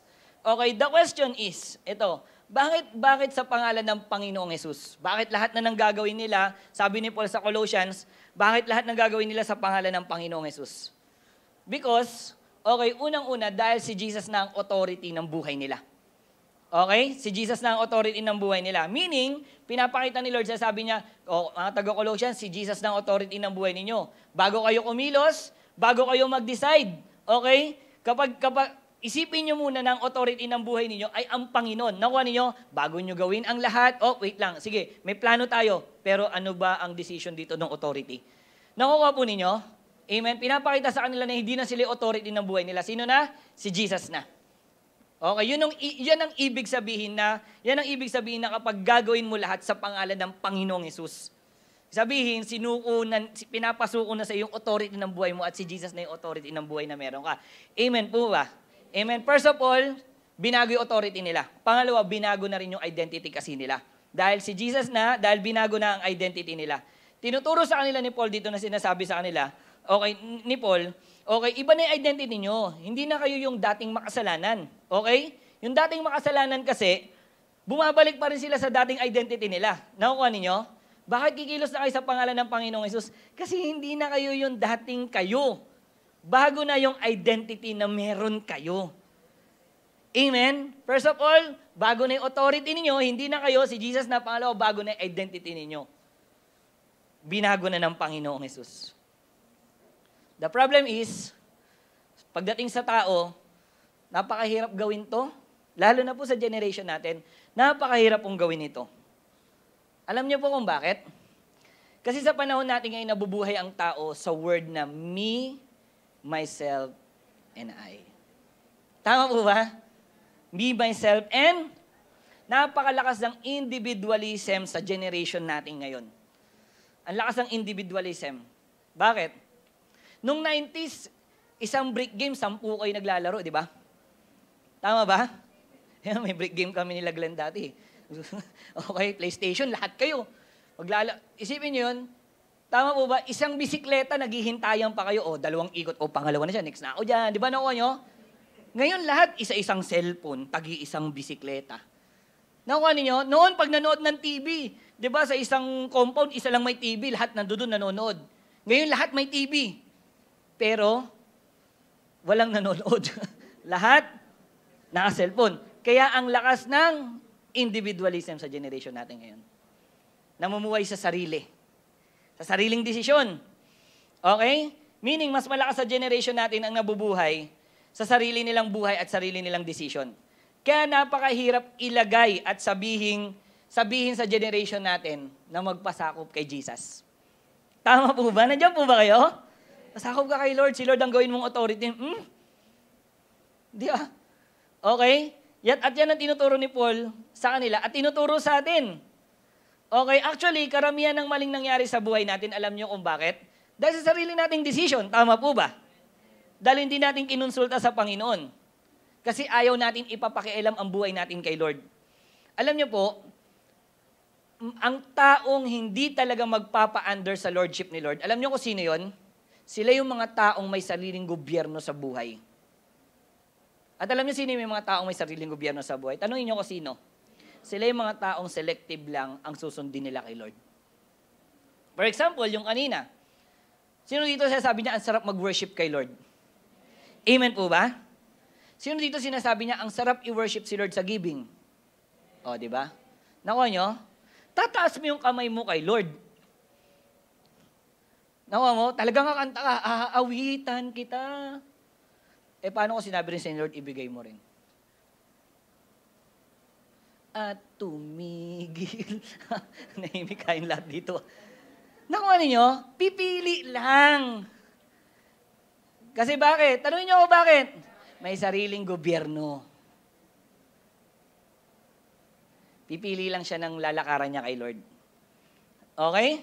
Meaning, susunod lang siya kay Lord sa gusto niya. Pero kapag ayaw niya, ay hindi. Sensya ka na, Lord, Hindi. Okay? At ang mga ganitong tao, never silang makakaranas ng rest and peace sa buhay nila. Kasi nga, hindi naman si Jesus ang Prince of Peace nila. Nakuha natin? Okay? Pero yung taong magpapasakop sa Lordship ni Lord, sinasabi niya, gagawin ko lahat sa pangalan ng Panginoong Hesus. Ibig sabihin, nagpapa-under siya sa Lordship ni Lord at yun ang taong mamumuhay na pasasalamatan si Lord. At the same time, mararanasan din niya ang rest and peace. Rest and peace, hindi rest in peace, Rest and peace na galing sa Panginoon. Amen? Pwede ba natin palakpakan si Lord? Hallelujah. Amen? So kaya nga po, ano po yung tatlong pinag-usapan natin? What kind of thanksgiving bring rest in God's peace to the church? Number 1, thanksgiving that make us one body in Christ. Number 2, thanksgiving in God's message and worship. And number 3, thanksgiving in all that we do in the name of Jesus. Amen? Ibig sabihin, nung number 1, kaya natin magagawa maging one body. One family kayo sa pamilya ninyo, sa magkakaibigan, nagkakaisa kayo. Nakuha ninyo, kayo mag-asawa, marami mang argumento, ano pa man, pero magkasama pa rin kayo. Bakit? Kasi ang nagro-rule na sa inyo, ano? Yung peace ni Christ. Amen? Yun yung umpire. O, peace ni Christ. Ang gandang umpire nun, amen po ba? Peace ng Panginoon. At ganun din sa church. Tinuro yan sa Colossae at tinuturo rin sa Light Church. Kakaisa tayo dito. Tandaan nyo, magkakaiba tayo na upbringing. Kakaiba tayo dito ng kinalakihan. Hindi lahat sa atin taga-Olonga po. Tama ba? Magkakaiba tayo ng prinsipyo. Pero ano pwedeng magbuklod-buklod sa atin, mag-concord sa atin, yung peace ng Panginoon. Yun lang ang laging magro-rule sa atin. Amen po ba? Amen. May kanya-kanya tayong rules, may kanya-kanya tayong principles, may kanya-kanya tayong paniniwala sa mga iba't ibang bagay. Pero kapag dumating sa time, nawawasakin tayo nun, hayaan nating i-rule tayo ng peace ng Panginoon. Amen? At thanksgiving in God's message. Okay? And worship. Patuloy natin pagpurihan ng Panginoon. Amen, sa buhay na meron tayo. Sa dala ng tamang doktrina. Amen? And thanksgiving in all that we do. In the name of Jesus. Bakit? Hindi na tayong authority ng buhay natin. At hindi na ikaw yung dating makasalanan kasi binago na ni Lord yung identity na meron ka. Amen po ba? Amen? Pwede ba natin palakpakan si Lord? Sabi dito, verse 17b, at sa pamamagitan niya ay magpasalamat kayo sa Diyos, Ama. This verse ay nagpapakita na lahat ng gagawin natin sa pamamagitan ng pamumuhay sa peace, sa word and worship, and sa pamumuhay natin sa pangalan ng Panginoong Hesus. Nagbubunga pala ito. Nagli-lead. May fruit siya. Ano yung fruit nito kapag ginawa mo itong tatlong to? Ang fruit nito ay thanksgiving at pasasalamat natin sa Diyos Ama. Yan nakalagay. Kapag sinabuhay mo yung tatlong yon, ang nagiging fruit nun ay napapasalamatan natin ang Panginoon. Amen? Kaya nga tandaan niyo po ito, napakaganda. Napakaganda ng dulot ng tatlong to sa buhay natin kung mamumuhay tayo dyan. Una, nakapagpasalamat ka na kay Lord. Pangalawa, nakaranas pa tayo ng rest and peace dahil namuhay lang tayo na nagpapasalamat kay Lord. Amen po ba? Kaya ang tanong ko sa inyo, sino dito gusto niyo ng rest and peace? Amen? Rest and peace po hindi in. Okay? Rest and, parang kinabahan yung Okay? Mga pag-graduate Rest and peace. Sino dito gusto niyo makaranas ng rest and peace? Amen? Kung gusto natin makaranas ng rest and peace, mamuhay lang tayo na pinapasalamatan si Lord. Galing, no? Amen po ba? Pinapasalamatan mo lang si Lord, lumalakad ka lang sa will ni Lord, pinarule mo lang yung peace ni Lord, nakakapagpahinga ka pa. Amen po ba? Di ba kasi minsan iisipin mo, ba't ko gagawin sa pangalan niya yun? Di ba? Kasi isipin mo, para sa Kanya, pag ginawa mo sa pangalan niya, para sa Kanya. Tama po ba? Pero pag ginawa mo sa pangalan ni Lord, para sa'yo. Kasi makakaranas ka ng rest and peace. Nagpapasalamat ka na lang kay Lord sa paglakad mo sa gusto niya sa'yo. Ang bihira nagdudulot pa ng kapayapaan at kapahingahan sa'yo. Kaya dito natin makikita that Sabbath in Christianity is a lifestyle of thanksgiving. Amen. Gusto mo ng kapayapaan? Lakad ka sa word ni Lord. Gusto mo ng rest? Magparule ka sa peace ng Panginoon. Amen? Gusto mo ng rest and peace? Basahin mo yung word ni Lord. Masakit man minsan, re-rebuke ka, pero magdudulot yun sa'yo ng Sabbath, ng rest. That is the Sabbath. Hindi lang siya Sabbath, pero araw-araw sa buhay mo. Amen? Hindi lang dito sa lupa, kundi hanggang sa langit. Amen? Kaya bilang application sa atin, church, maging kapahingahan natin ang pamumuhay na nagpapasalamat kay Lord. Amen? Tatandaan mo lagi ito. Lalakad ka sa word ni Lord, parang minsan, ang hirap nito kasi hindi ka sanay. Tama po ba? Tapos tatapakan mo yung word niya. Pero tatandaan mo, mukha mang mahirap yun sa una. Pero ang dulot nun, rest. Amen? Teka lang, peace, irurule ko yung peace sa akin? Rights ko to eh. Tama po ba? Pero lagi kang pupunta sa aftermath nun. Sa bunga nun, ano? Rest and peace. Maging kapahinga natin ang pamumuhay na nagpapasalamat kay Lord. Amen po ba? Pag lumalakad ka sa will niya, thanksgiving mo na yun kay Lord. Kapag nagparol ka sa peace niya, ibig sabihin nagpapasalamat ka na nun kay Lord. Kapag lumakad ka sa word ni Lord, ibig sabihin nagpapasalamat ka na nun kay Lord. Amen po ba? Nakukuha po natin. Kaya sa oras na to, habang nakapikit tayong lahat, come on, close your eyes. I know kanina pa nangungusap ang Panginoon sa atin. Hallelujah. Thank you, God. Thank you, God. Thank you, God. Thank you, God. Hallelujah. Ngayon, nakapagpahinga tayo sa presence ni Lord. I know lahat tayo dito. Maybe pagod yung iba sa atin, may pinagdadaanan, naguguluhan, nagugulumihanan. Pero I know, today, nakapagpahinga tayo sa presence ni Lord. Habang nakikinig ka ng word niya, I know nangungusap sa'yo si Lord kanina pa. Inihele ka ng presence ni Lord at nakakapagpahinga ka sa presence ng Panginoon. Ngayon, naniniwala ko lumakas tayo kasi ramdam na ramdam natin yung presence ni Lord. Ngayon dito sa simbahan. Pero, church, like church, the problem is, paglabas natin ng church, may laban na naman. Paglabas mo ng church, may laban uli. May demonyo na naman manggugulo uli sa buhay natin. May gagawin na naman si Satanas para alisin yung peace, yung rest na binigay sa atin ng Panginoon. Pero dito papasok kung paano ka mamumuhay na pasasalamatan mo si Lord. Paano mo pasasalamatan si Lord? Hayaan mo na mag-rule sa buhay mo yung peace niya. May emosyon ka, magagalit ka, pwedeng tama ka. Tama yung rights mo.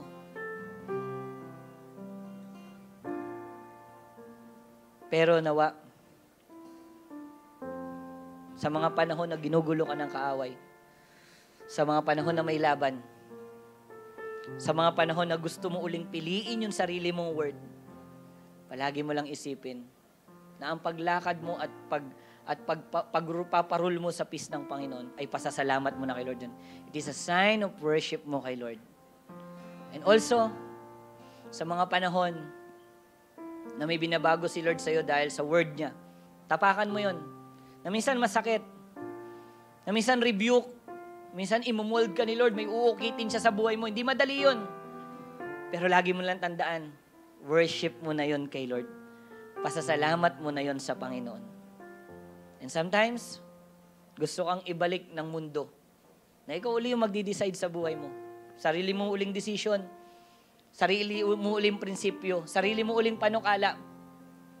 Pero nawa, church, kapag gusto kang ibalik ng mundo sa mga ganong panahon, sa mga ganong sitwasyon, palagi mo lang iisipin, hindi na ako yung authority ng buhay ko, hindi na ako yung dating ako, hindi na yung identity ko dati. May bago na akong identity kay Christ. At lahat ng yan ay pasasalamat mo kung gaano kabuti ang Panginoon sa buhay mo.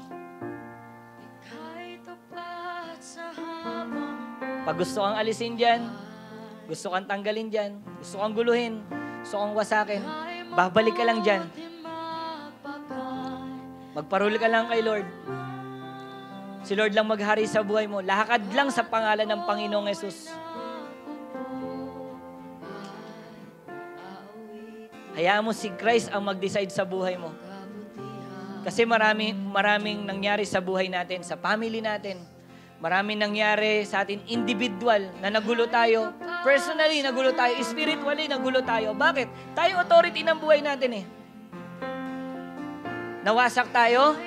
Kasi bakit? Hindi natin pinaparol yung peace ng Panginoon sa buhay natin.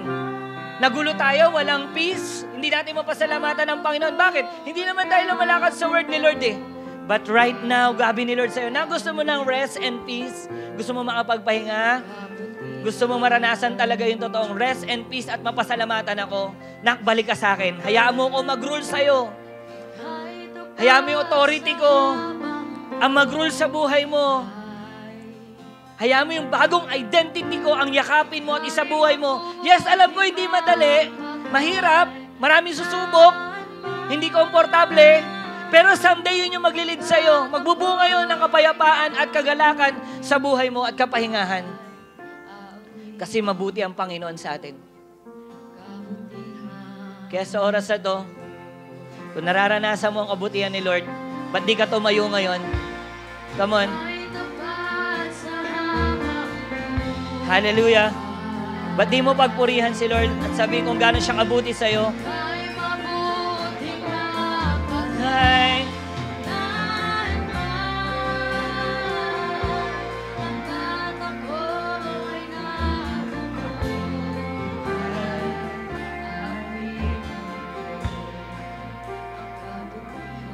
Sa oras na to, ang first time mo dito sa church. Kasi sabi mo, Pastor, totoo yun, gulo ng buhay ko, wasak. Totoo yun kasi ako lang nagdi-decide eh. Ako ang authority. Palagi ako bumabalik sa identity ko na ako to, ito ako pinalaki, ito na ang bringing ko.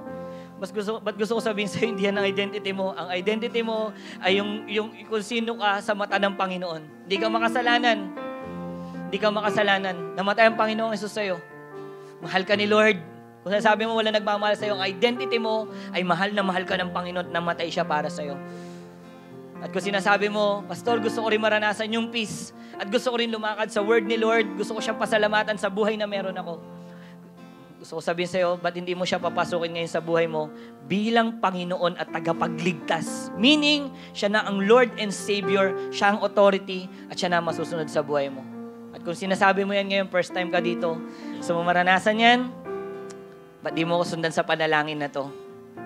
As if kausap mo ang Panginoon. Sabi mo, Panginoong Jesus, maraming salamat po kasi nabatid ko na ako'y makasalanan at hindi ko kayang iligtas ang aking sarili. Kaya po, Panginoong Jesus, naniniwala po ako na ikaw ay namatay at muling nabuhay para sa akin, para bigyan ako ng kapayapaan at para bigyan ako ng eternal na buhay. Kaya po sa oras na to, Panginoong Jesus, pumasok ka sa buhay ko bilang Panginoon at tagapagligtas ng buhay ko. Hallelujah. At sa lahat sa atin dito, kung sinasabi mo ngayon, sa oras na to, hindi narinig ko ang authority ng buhay mo, kundi si Christ na.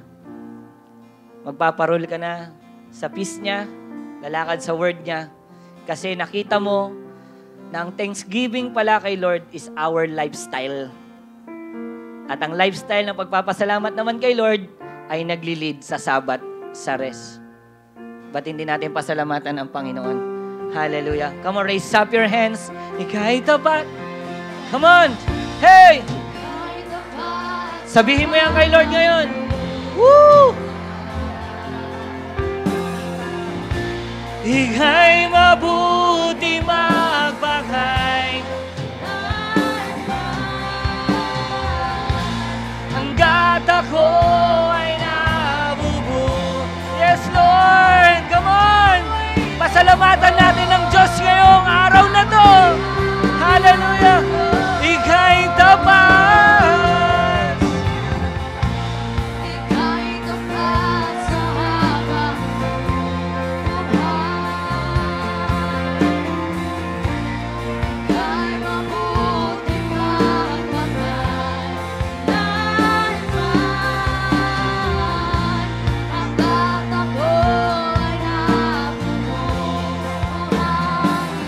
Church, come on, worship.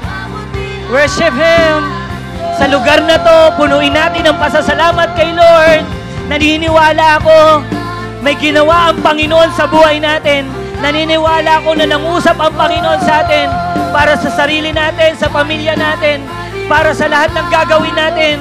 Kaya sa oras na to, Church, nawa paglabas natin dito, patuloy Patuloy na ang peace ng Panginoon ang mag-rule sa buhay natin.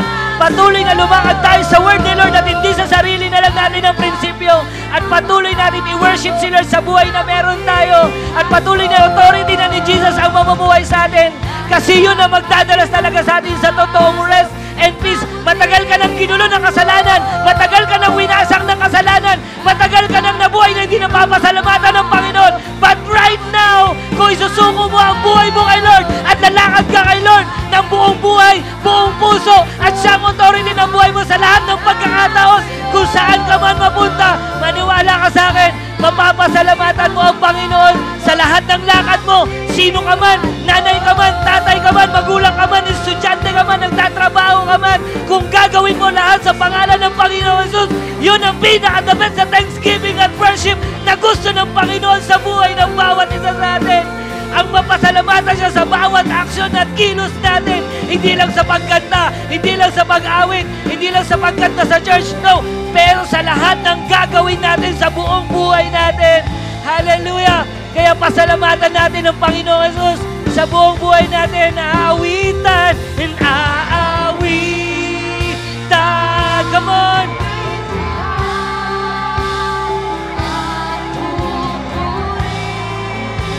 Awitan natin si Lord sa boses natin, sa pagkanta natin. Pero ang pinakamalakas na worship mo ay ang lifestyle na meron ka. Come on!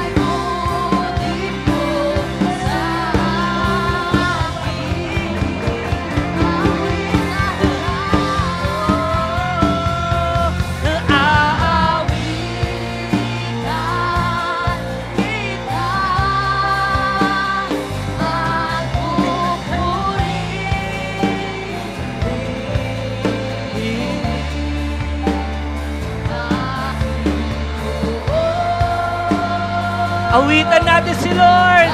Come on, taas mo yung kamay mo kay Lord. Enjoy the presence of the Lord. Awitan kita.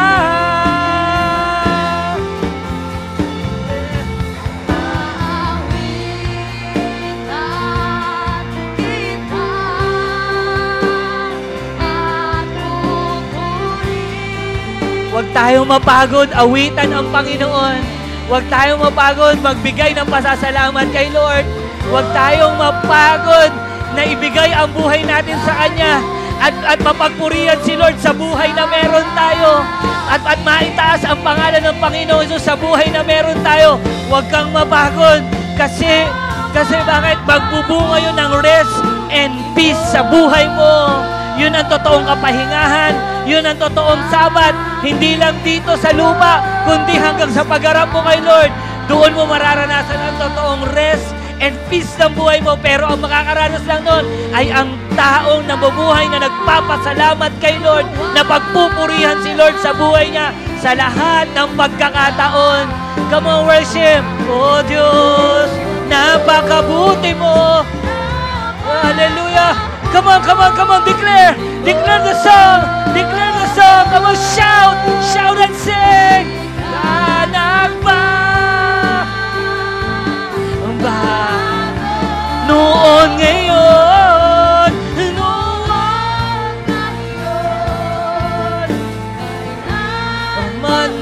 ngayon. Noon ngayon. Yes, Lord. Kailan pa man, Lord, pupurihin ka namin. Itataas namin ang pangalan mo sa pag-awit at sa buhay namin, Panginoon. Hallelujah. Kasi, Lord, mabuti ka.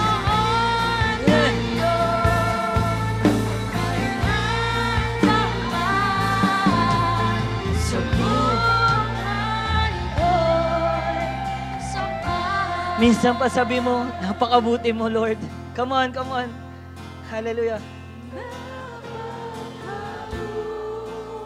Habang inaawit mo yan, habang sinasabi mo yan, isipin mo na lahat ng gagawin mo.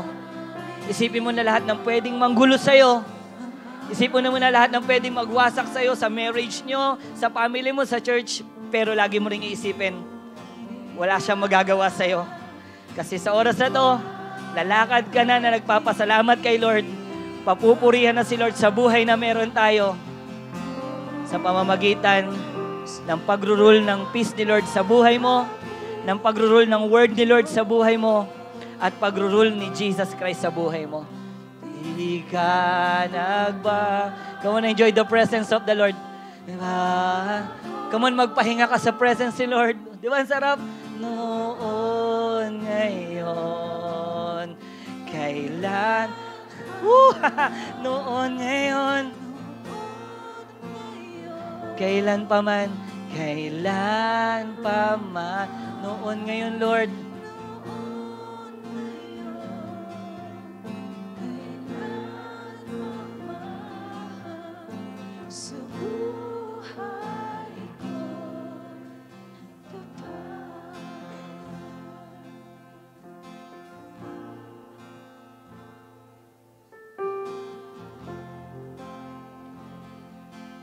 Sige lang, dahil nagmamadali. I give you time. Pahinga ka sa presence ni Lord. Sige lang. Maraming pagod dito. Maraming nagugulumihanan dito. Maraming binago si Lord dito. Come on, I give you time. It's between you and God. Rest ka lang sa presence ni Lord. Come on, rest ka sa presence ni Lord ngayon. Come on, I give you time. Sige. Hallelujah.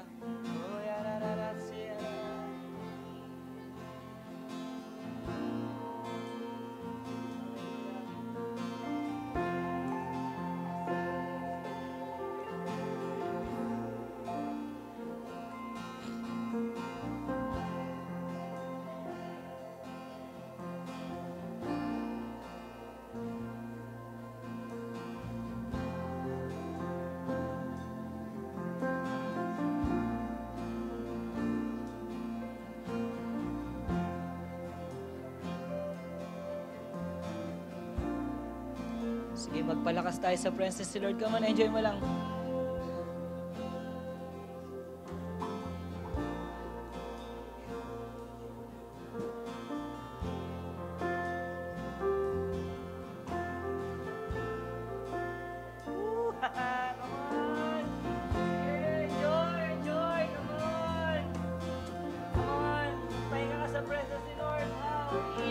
Iiyak mo kung gusto mong iiyak. Come on. Gusto mong pasalamatan si Lord ngayon. Come on, sige, pasalamatan mo si Lord. God, thank you for your presence. Sige. Sumbong mo kay Lord kung may gusto kang isumbong. Sumbong mo kay Lord. Come on. Sarap sa presence ni Lord. Wow. Yes. Come on, sige, enjoy lang. Enjoy mo lang.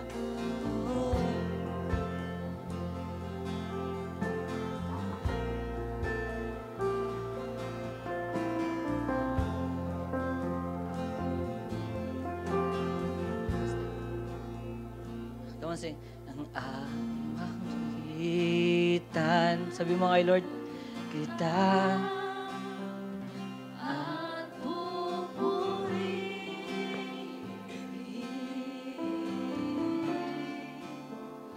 ang Panginoon. Kaibutin mo sa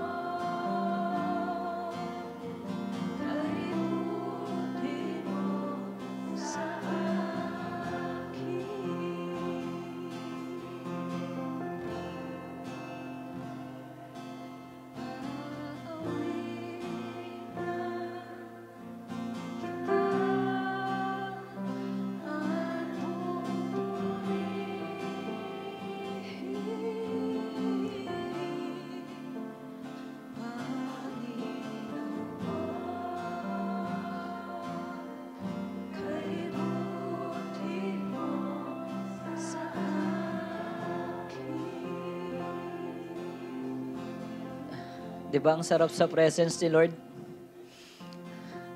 Di ba masarap sa presence ni Lord? Yan yung wag mong papanakaw.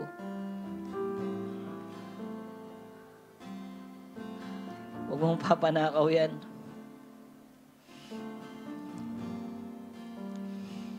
Pero patuloy mong mararanasan yung sarap ng yan. Kung lalakad tayong lahat na pinapasalamatan ng Panginoon natin, ayaw ni Lord na nararanasan mo yung gulo.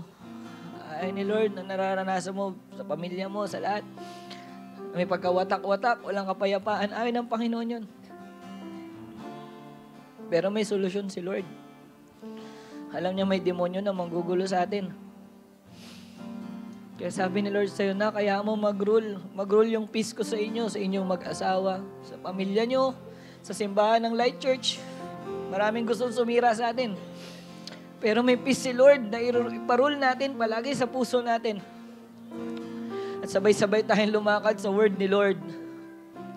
Sa tamang doktrina na binibigay ng Panginoon. At lahat tayo, hindi na tayong authority ng buhay natin. Ang Panginoong Yesus na. At ang identity natin ay i-glorify ang pangalan ng Panginoon sa buhay natin.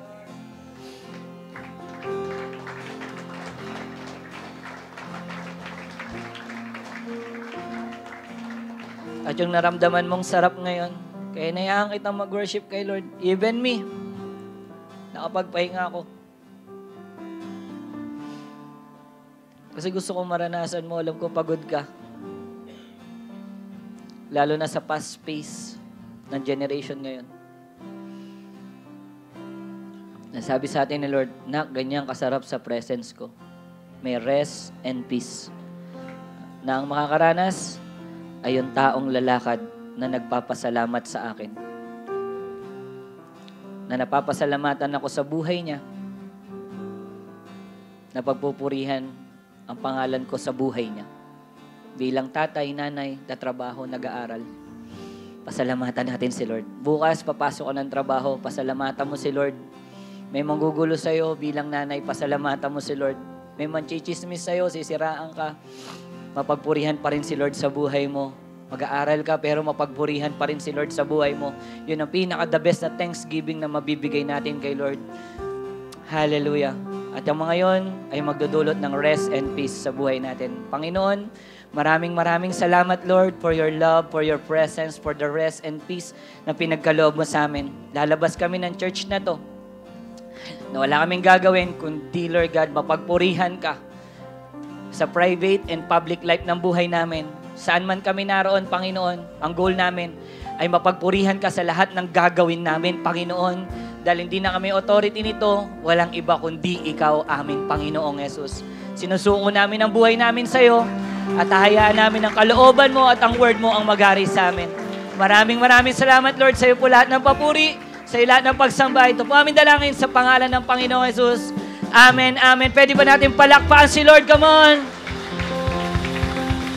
Amen. Come on, patuloy po tayong magpuri. Umawit sa Panginoon. Pasalamatan natin si Lord sa ginawa niya. Hallelujah. Sa mga nais pong humabol ng kanilang tithes and offering, lapit na lang po tayo dito sa harapan. Come on, church. Let's thank God for today.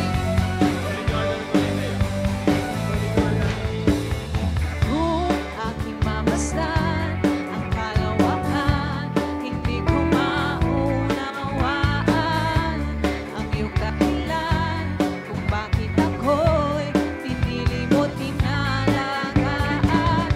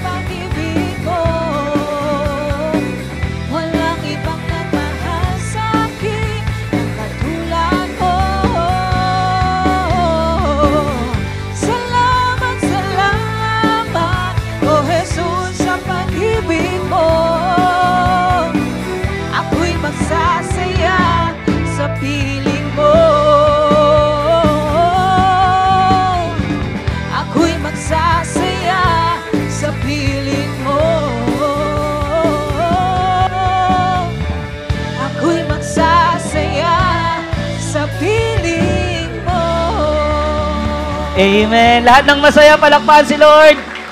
Hallelujah. Bless po ba tayo? Amen, amen. I know nangusap ang Panginoon sa atin. Amen po ba? Amen. Taas ating kamay natin, pasalamatan natin si Lord. Lord, thank you. Salamat sa peace, Lord God. Lord, yun yung mag-rule na sa amin. And also, Lord, syempre, ikaw na yung authority ng buhay namin, Panginoon. God, salamat. Totoo yun, Lord. Magulo buhay namin kapag kami, pero buti na lang nandiyan ka. Lord God, palagi sa amin, para, Lord, mag-rule, ayusin kami. Lord God, pakialaman yung buhay namin. I-govern yung buhay namin. Pero yun yung pinaka-the best naman na mararanasan namin. Lord God, mararanasan talaga namin ang rest and peace. Lord God, at yun pala, Lord, ay pamumuhay ng pagpapasalamat sa iyo, Panginoon. Lalabas kami dito, Lord, na gagawin namin yun. Na napagpupurihan ka na sa lahat ng gagawin namin. Lord, maraming salamat. Come on, receive the blessing from the Lord. The Lord bless you and keep you. The Lord make His face shine upon you and be gracious to you. The Lord turn His face toward you and give you peace. Maraming salamat po. Ito aming dalangin sa dakilang pangalan na aming Panginoong Jesus. Amen, amen, amen, amen, amen. God bless everyone! God bless po. Magkamayan tayo. Pagpalain po tayo ng Panginoon.